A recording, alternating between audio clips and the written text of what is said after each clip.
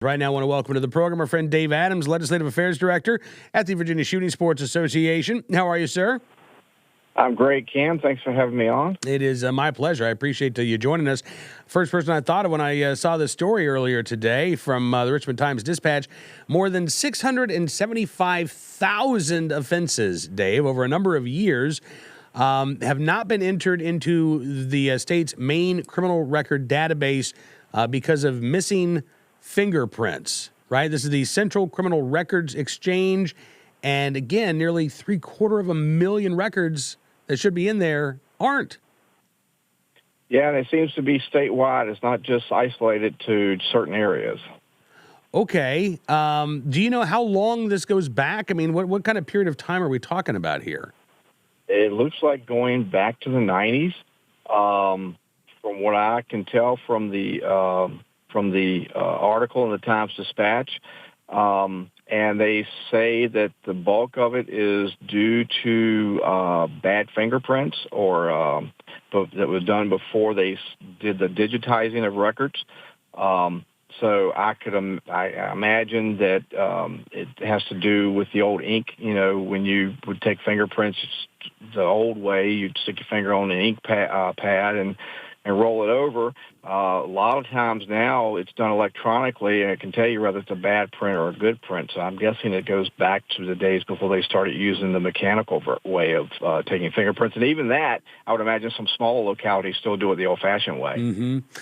Now, according to the Times-Dispatch, I guess if there's any sort of silver lining here, is that most of these are misdemeanor offenses, but there were 132,083 felony offenses that were not entered into the database, including apparently 318 convictions for murder or homicide, 1,308 rape convictions.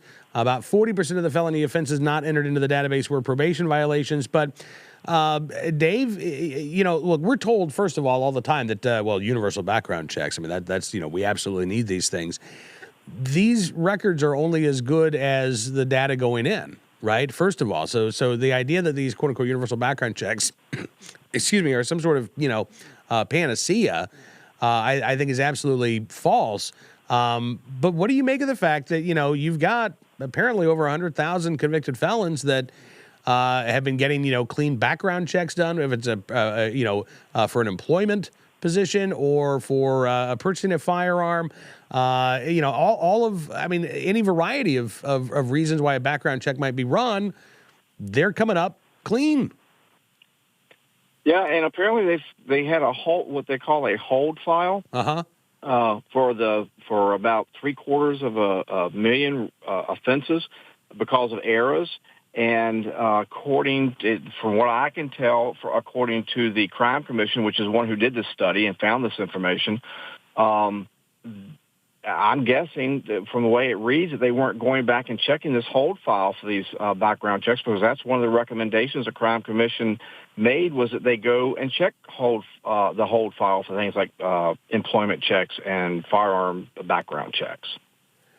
So what, if any, a solution or progress is being made here, Dave? Are they going to go ahead and enter these records in even without the fingerprints? I mean, that's one of the requirements under state law. But if the other option is, well, we just don't enter these records into the system, what's the plan here? Well, besides tightening their current procedures for fingerprinting, the Crime Commission has recommended regular reporting on incomplete records, asking state police to fix any issues involving people already incarcerated or under supervision, and better training for law enforcement and court officials on entering this data. Huh. Okay. All right. I guess we'll see what comes of this. Doesn't give us a lot of comfort, especially when you're talking that, they do background checks for people in our schools that work with their kids in rec leagues, and, of course, for background checks for firearms. For those people not familiar with Virginia, we don't use the FBI, NICS. We do the state police. The state police that does that check here, so we're not using the NICS background. So well, and correct me if I was wrong, but supposedly that was done so that there would actually be a more complete a set of records to check in Virginia. That was part of the reason, yes. I Okay. think because we were one of the first ones to implement the background check for firearm purchases. It was done before the Brady bill was passed.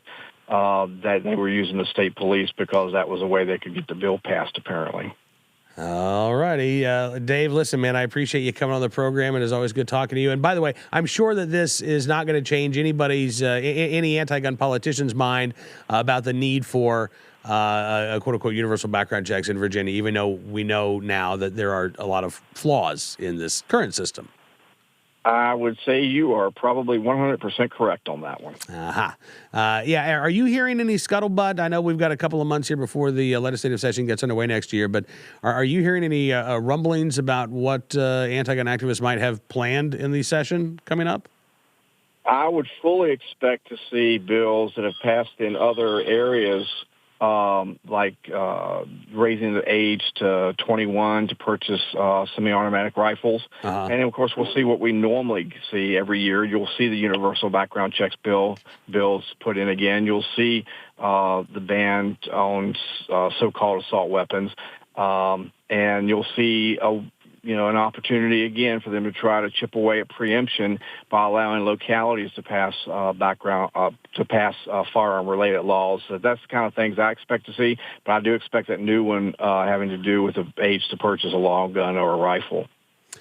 All right. Well, we'll be gearing up for that fight. Dave, listen, I appreciate you joining us on the program, sir. It's always good talking with you today.